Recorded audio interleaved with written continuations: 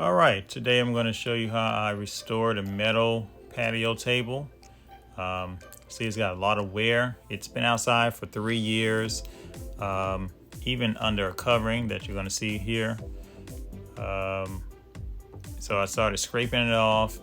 We noticed the paint peeling up, but I just started working, and the more I scraped, the more paint came up. So here's the covering. It's been under a canopy, but that didn't stop it from just being weathered from being outside. And I used this metal file that you see right here, and the more I scraped, the more paint came up. As the paint will come up, I just take a broom and keep sweeping it off. This table has an extender, so the part that was in the middle covered up wasn't damaged very much, but I still flipped that over and kept going. You see that little bubble there? Every place I saw a bubble, I just kept scraping and scraping, because if there's a bubble, it usually means it's gonna come up.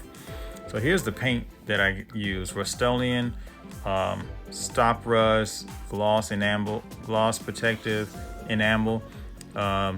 The nice guy at Lowe's told me that this is great for outdoor use. So I started on this corner, and here's some video. I started going slow in this section. I applied the paint basically in 3 sections. So here's the first one. You see, I had to shake it up really well, and then I just try to go slowly, keep the lines even. So that's the first section done. Then now I'm on my second can. So one can did 2 sections, and here's the whole table done. In the midst of waiting for it to dry, it started raining. So that's the rain you see out there, and we'll continue. The wait is over. Here we are, finished product.